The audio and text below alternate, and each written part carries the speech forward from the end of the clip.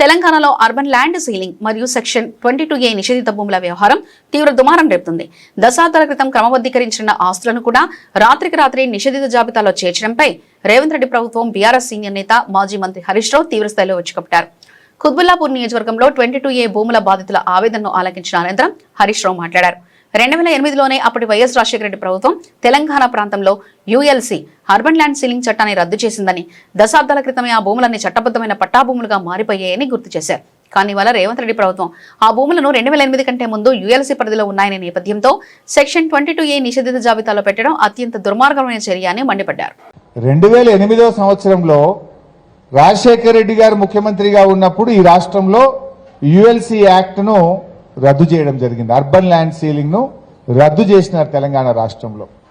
ULC రద్దు అయిపోయిన తర్వాత, యాక్ట్ చట్టం రిపీల్ అయిన తర్వాత భూములన్నీ ఫ్రీ అయినాయి కదా, లేఅవుట్లు అయినాయి, హుడా అనుమతులు ఇచ్చింది, గవర్నమెంట్ అనుమతులు ఇచ్చింది, ప్రజలు ప్లాట్లు కొనుక్కున్నారు, అక్కడ ఇండ్లు కట్టుకున్నారు. ఇవాళ రేవంత్ రెడ్డి ప్రభుత్వం ఏం చేసిందంటే 2008 కంటే ముందు నీ భూమి యుఎల్సీలో ఉంది అని చెప్పి ఆ భూములను తిరిగి యుఎల్సీలో పెట్టినారు. కాలనీలు 2008లో యుఎల్సీ రిపీల్ అయిన తర్వాత, అంతకు ముందు ఎప్పుడో యుఎల్సీలో ఉండేని ఇవాళ యుఎల్సీలో కాలనీలు పెడితే ఎంతమంది ప్రజలు ఆగమవుతారు?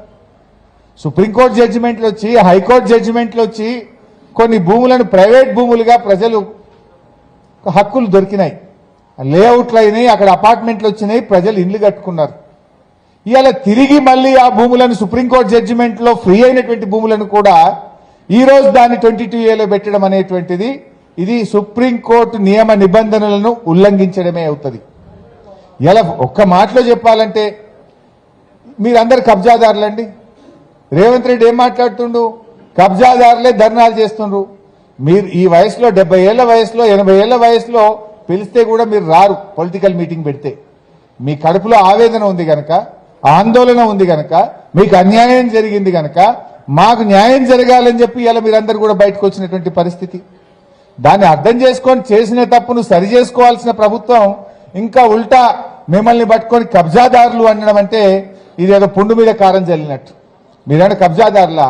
రూపాయి సంపాదించి కష్టపడి మీ జీవితం యొక్క కళ ఆ ఇల్లు అపార్ట్మెంట్ ను మీరు కట్టుకుంటే ఇవాళ దాన్ని రాత్రికి రాత్రి 22Aలో పెట్టి ప్రజలతో ఆడుకుంటున్నటువంటి పరిస్థితి.